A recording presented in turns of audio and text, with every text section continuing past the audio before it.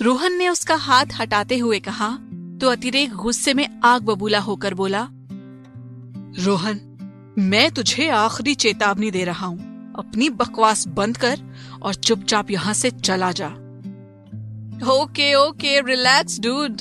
अभी तो मैं सिर्फ उसके बारे में बोल ही रहा हूँ और तेरा ये हाल है, तो जब मैं उसके साथ कुछ करूंगा तब तेरा क्या हाल होगा?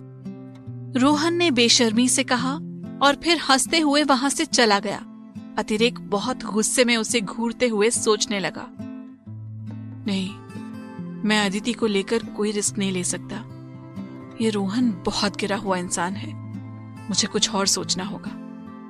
अदिति अभी मुझ पर बहुत गुस्सा है, इसलिए वो समझेगी नहीं, पर मुझे कुछ भी करके उसे इससे बचाना ही होगा। ये सोचते हुए अतिरेक फिर से कपूर सर के पास पहुंचा तो देखा वहां आरव पहले से ही उनसे बात कर रहा था। अतिरेक फिलहाल उसे नजरअंदाज करते हुए सर से बोला, सर, मैं आपसे ये पूछना चाहता था कि ऐसा नहीं हो सकता क्या कि मैं भी आपके साथ कोटा चलूं? I mean as an option. अगर अदिति की तबीयत ज्यादा खराब हुई तो कोई तो चाहिए होगा ना पार्टिसिपेट करने के लिए। अतिरेक की बात सुनकर कपूर सर मुस्कुराते हुए उन दोनों की तरफ देखने लगे, क्योंकि यही सवाल थोड़ी देर पहले आरव भी पूछ चुका था। तुम दोनों को मुझ पर यकीन नहीं है क्या? कपूर सर ने उन दोनों की तरफ देखते हुए पूछा। नहीं सर, ऐसा नहीं है, दोनों ने एक साथ ही जवाब दिया और फिर चौंक कर एक दूसरे की तरफ देखने लगे। सर, मैं बस अदिति को लेकर कोई रिस्क नहीं लेना चाहता, अतिरेक ने कहा तो आरव भी अपनी सफाई देते हुए बोला, सर, अदिति मेरी बेस्ट फ्रेंड है, मैं नहीं चाहता उसके साथ कुछ भी गलत हो।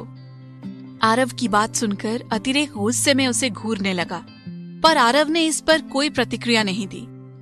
मैं जानता हूं कि तुम दोनों अदिति की बहुत परवाह है, पर तुम दोनों ये क्यों भूल रहे हो कि तुम दोनों भी कंपटीशन की पार्टिसिपेंट्स हो?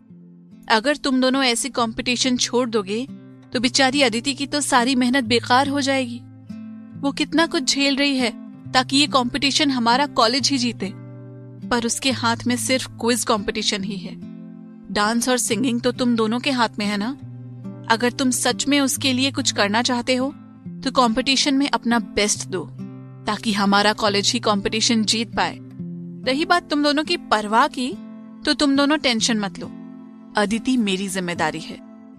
सर की बातों से आरव को तो संतुष्टि हो गई, पर अतिरेक अभी भी टेंशन में था। शाम होते ही अतिरेक और मोहिनी डांस के लिए तैयार होने लगे। उसी वक्त अदिति और रोहन को कोटा के लिए निकलना था। अदिति जाते जाते अतिरेक को उसकी परफॉर्मेंस के लिए ऑल द बेस्ट बोलना चाहती थी, इसलिए वो उसे ढूंढते ढूंढते रिहर्सल हॉल पहुंच गई, जहां अतिरेक और मोहिनी एक आखिरी रिहर्सल कर रहे थे। अदिति बाहर रुककर उन दोनों के रिहर्सल खत्म होने का इंतजार करने लगी। तभी डांस करते करते गलती से मोहिनी के ब्लाउज की डोरी खुल गई। सॉरी मोहिनी, वो गलती से हुआ, तुम बांध लो, मैं आता हूं। अतिरेक ने तुरंत अपनी नजर झुकाते हुए कहा, पर मोहिनी तो अतिरेक को अपने पास लाने का कोई मौका कभी नहीं छोड़ती थी, इसलिए वो डोरी बांधने का नाटक करते हुए बोली, मुझसे नहीं हो रहा है अतिरेक, प्लीज मेरी मदद कर दो। ये सुनकर अतिरेक थोड़ा सा असहज हो गया और इशारों में बोला, मैं कैसे? अरे तुम भी क्या पुराने जमाने के लड़कों की तरह बिहेव कर रहे हो? It's quite normal, you know, you can. कहकर मोहिनी ने एक बार फिर से उसे डोरी बांधने का इशारा किया तो अतिरेक सोच में पड़ गया। यार, ये कहाँ फंस गया हूं मैं? कितनी बदतमीज लड़की है ये। अब मैं क्या करूं? कहीं अदिति ने मुझे इसकी डोरी बांधते हुए देख लिया तो मैं तो गया। हे भगवान, प्लीज अब आप ही बचाओ मुझे इससे। अब वो मैं ना, अतिरेक हकलाते हुए बोला तो मोहिनी चिढ़कर बोल पड़ी, क्या मैं वो? जल्दी करो, अगला डांस हमारा ही है। इसी बीच उन दोनों के नाम की घोषणा भी हो गई। अतिरेक के पास अब कोई रास्ता नहीं था, इसलिए वो इधर उधर देखते हुए मोहिनी की तरफ बढ़ने लगा। मोहिनी मन ही मन बहुत खुश हो गई, पर अदिति समझ रही थी कि अतिरेक बिल्कुल भी सहज महसूस नहीं कर रहा है, इसलिए जैसे ही अतिरेक ने मोहिनी की डोरी पकड़ी अदिति बोल पड़ी। अतिरेक? अदिति की आवाज सुनकर अतिरेक चौंक गया और मोहिनी से थोड़ा दूर होकर खड़ा हो गया। अदिति को उस वक्त वहां देखकर मोहिनी अदिति को गुस्से से घूरने लगी। मर गया, जिसका डर था वही हुआ। ये सोचकर अतिरेक अदिति की तरफ मुड़ा और हकलाते हुए बोला, हाँ अदिति।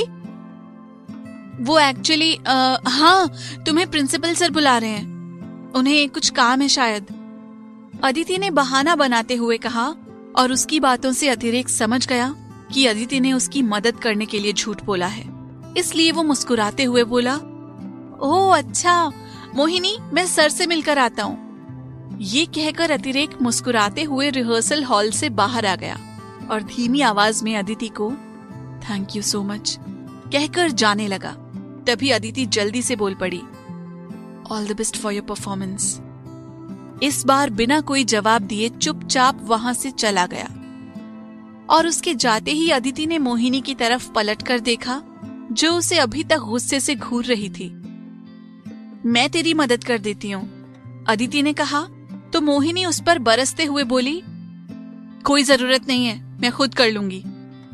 मोहिनी भी गुस्से में वहां से चली गई और अदिति मोहिनी के इस बर्ताव से दुखी होकर चुपचाप आकर कार में बैठ गई। कुछ ही देर में कपूर सर और रोहन भी आकर कार में बैठ गए। उन दोनों के आते ही ड्राइवर ने कार स्टार्ट कर दी और वो सब कोटा के लिए निकल गए। अदिति बार बार खिड़की से बाहर देख रही थी। उसे लग रहा था कि शायद अतिरेक उसे विदा करने आएगा, पर अतिरेक नहीं आया।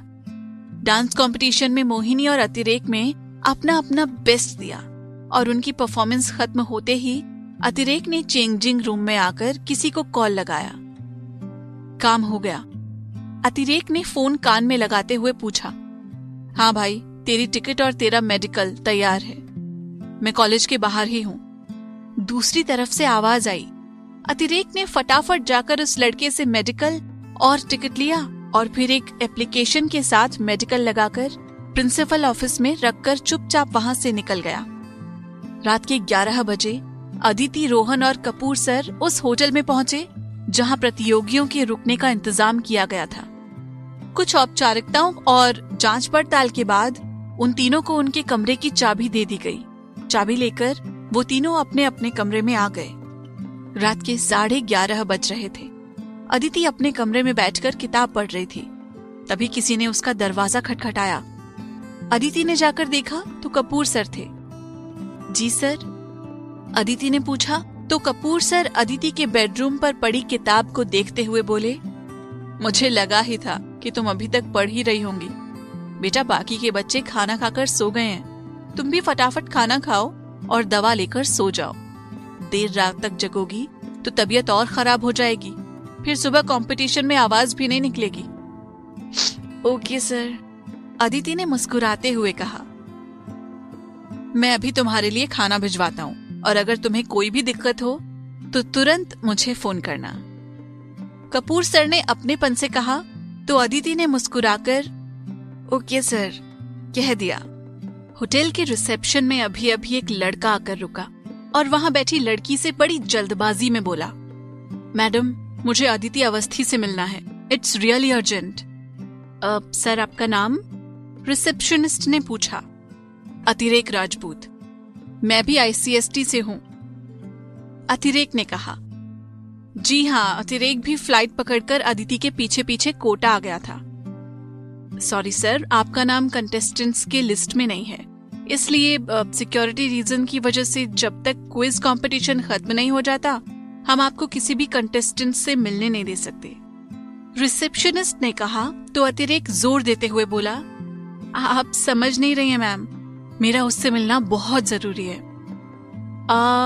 आपका कोई मैसेज है तो आप छोड़ सकते हैं, हम उन तक पहुंचा देंगे। इसके अलावा हम आपकी कोई मदद नहीं कर सकते। We are really sorry sir, receptionist ने कहा। तो अतिरेक समझ गया कि अब बहस का कोई फायदा नहीं है। घी निकालने के लिए उसे उंगली टेढ़ी ही करनी पड़ेगी, इसलिए वो उसे नो थैंक्स कहकर होटल से बाहर आ गया और लॉन में पड़ी बेंच पर बैठकर कोई और तरकीब निकालने लगा। कुछ ही देर में जब एक बुजुर्ग गार्ड की नजर उस पर पड़ी तो वो उसके पास आकर बोला, क्या बात है बेटा, तुम यहाँ क्यों बैठे हो? जाकर सो जाओ, बहुत रात हो गई है। उनकी बात सुनकर अतिरेक उदास होकर बोला, मैं कंपटीशन का कंटेस्टेंट नहीं हूं अंकल।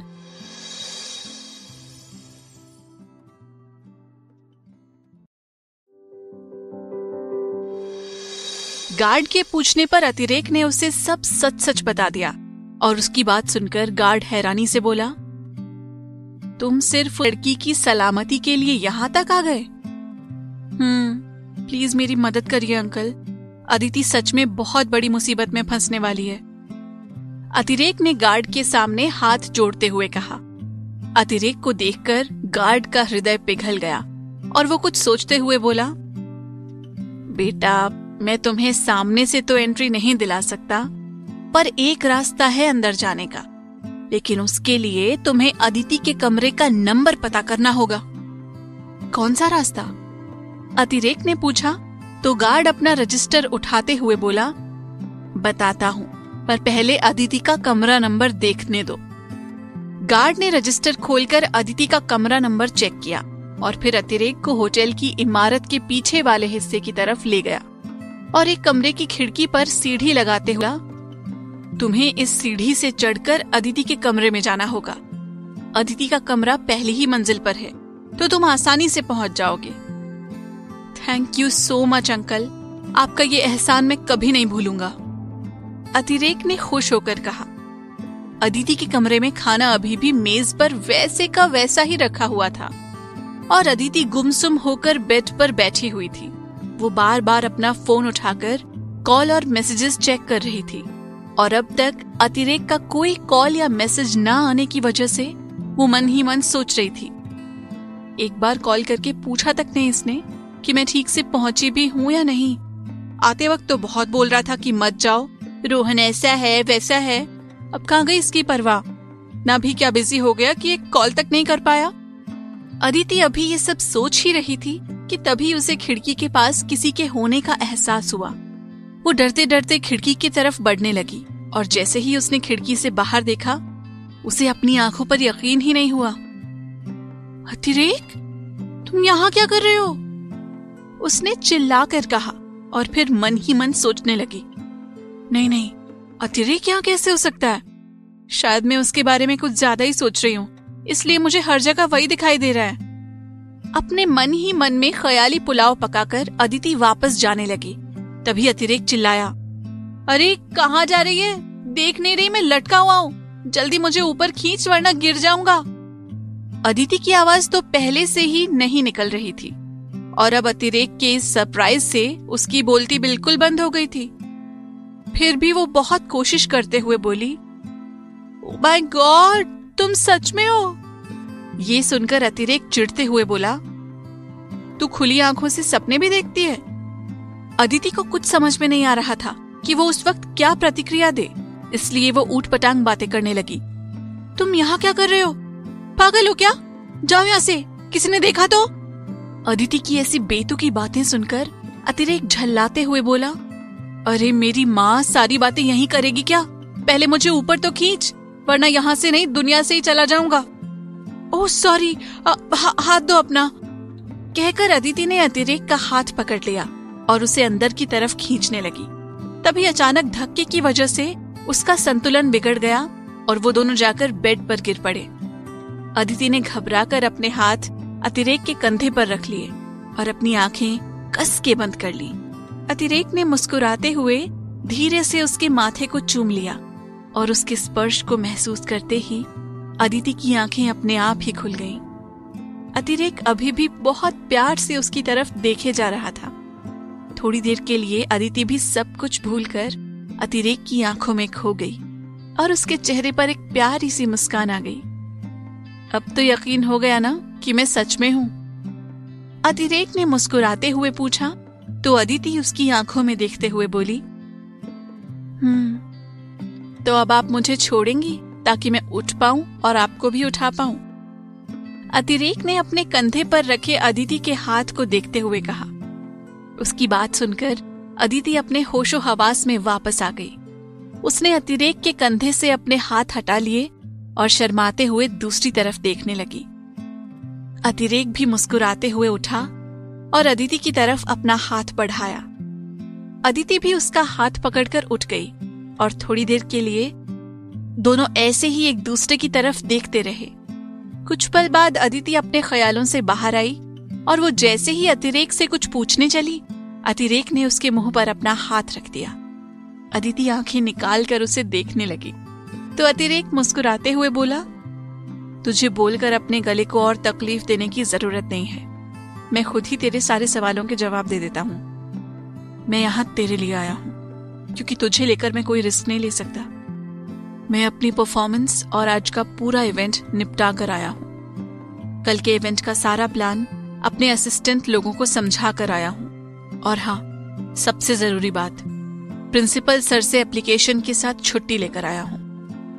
खिड़की से इसलिए आया हूँ क्योंकि होटल वाले मुझे दरवाजे से आने नहीं दे रहे थे। पर अतिरेक, तुम्हें ऐसे नहीं आना चाहिए था। अगर किसी को पता चला कि तुम यहाँ हो तो बहुत बड़ी प्रॉब्लम हो जाएगी। अदिति ने अपने गले पर जोर देते हुए अपनी परेशानी जाहिर की तो अतिरेक उसे सांत्वना देते हुए बोला, और किसी को पता कैसे चलेगा? ये बात सिर्फ तू और मैं ही जानते हैं ना कि मैं यहाँ हूँ। मैं तो किसी को बताने नहीं जा रहा और मुझे पूरा यकीन है कि तू भी किसी को कुछ नहीं बताएगी। अच्छा, और मैं किसी को क्यों नहीं बताऊंगी कि तुम यहाँ हो? अदिति ने भौहें चढ़ाते हुए कहा तो अतिरेक मुस्कुराते हुए बोला, क्योंकि मैं कह रहा हूं ना, और मैं तुम्हारी बात क्यों मानूंगी? अदिति ने हाथ बांधते हुए पूछा तो अतिरेक फिर से उसे अपनी बातों में उलझाते हुए बोला, क्योंकि तेरे पास इसके अलावा कोई और ऑप्शन नहीं है। अब तू खुद ही सोच ले, अगर तू कपूर सर को ये बताएगी कि मैं तेरे पीछे पीछे यहां तक आ गया तो वो हम दोनों के बारे में क्या सोचेंगे? और कहीं उन्होंने ये बात प्रिंसिपल सर को बता दी तो प्रिंसिपल सर तो मुझे कॉलेज से ही निकाल देंगे। ऐसा तो तू बिल्कुल नहीं चाहती होगी, है ना? तुम ना बहुत खराब हो, पूरी प्लानिंग करके ही आए हो, अदिति ने गुस्से में कहा तो अतिरेक हंसते हुए बोला, हाँ, खराब तो मैं हूं ही, तेरे साथ जो रहता हूं। और तुम सोओगे कहाँ? अदिति ने मुंह बनाते हुए पूछा तो अतिरेक अपनी बाहें फैलाकर अपने सिर से लगाते हुए बोला, ऑफ कोर्स यहीं सोऊंगा, और कहाँ सोऊंगा? अतिरेक की बात सुनकर अदिति ने उसे घूर कर देखा और इशारों में बोली, are you out of your mind? हाँ, और क्या? ओ हाँ, पर बेड तो एक ही है। कोई नहीं, तू वहां जमीन पर सो जाना, मैं यहाँ बेड पर सो जाऊंगा, मुझे कोई दिक्कत नहीं है, अतिरेक ने हंसते हुए कहा तो अदिति गुस्से में उसे घूरने लगी। इसी बीच अतिरेक की नजर खाने की प्लेट पर गई और वो अपने होठों पर जीभ फेरते हुए बोला, वाओ, खाना, क्या बात है, मुझे वैसे भी बहुत तेज भूख लग रही है। ये कहते हुए अतिरेक ने जल्दी से खाने की प्लेट उठा ली। ये सब देखकर अदिति मन ही मन सोचने लगी, ये सही है, पहले मेरे रूम में घुस गया, फिर मेरे बेड पर कब्जा जमा कर बैठ गया और अब मेरा खाना भी खाएगा। अतिरेक जल्दी जल्दी खाना खाने लगा। उसे देखकर लग रहा था कि उसे सच में बहुत भूख लगी है। उसे यूं खाते देख अदिति के चेहरे पर मुस्कुराहट आ गई और वो मन ही मन सोचने लगी, एकदम पागल है ये लड़का, बिना कुछ सोचे समझे मेरी हिफाजत के लिए यहां तक आ गया। खाना खाते खाते अचानक अतिरेक को एहसास हुआ कि वो शायद अदिति के हिस्से का खाना खा रहा है। इस ख्याल से अतिरेक एकदम से रुक गया और अदिति की तरफ देखने लगा। क्या हुआ, रुक क्यों गए? अदिति ने इशारे से कहा तो अतिरेक बड़ी मासूमियत से अदिति की तरफ खाने का एक निवाला बढ़ाते हुए बोला, सॉरी, मुझे बिल्कुल भी याद नहीं रहा। कोई बात नहीं, मैं खाना खा चुकी हूँ, तुम खा लो, अदिति ने मुस्कुराकर कहा तो अतिरेक हंसते हुए बोला, वाओ यार अदिति, तेरा प्यार तो मुझसे भी 2 कदम आगे है। तुझे पहले से ही पता चल गया था कि मैं आने वाला हूँ, तभी तूने मेरे लिए भी खाना मंगवा कर रख दिया। अतिरेक के तेज दिमाग की वजह से अदिति एक बार फिर फंस चुकी थी, इसलिए वो हकलाते हुए बोली, अब वो नहीं, मैं खा ही रही थी, तब तक तुम आ गए। रहने दे, मुझे सब पता है, चुपचाप खा ले तुझे दवाई भी लेनी है। अतिरेक ने मुस्कुराते हुए कहा तो अदिति मन ही मन सोचने लगी, खा ही लेती हूँ वरना ये पीछे ही पड़ जाएगा। वैसे भी मेरे एक जवाब पर 100 सवाल तैयार रहते हैं इसके। अदिति ने आगे बढ़कर चुपचाप उसके हाथ से खाना खा लिया और अतिरेक मुस्कुराते हुए उसकी तरफ देखने लगा।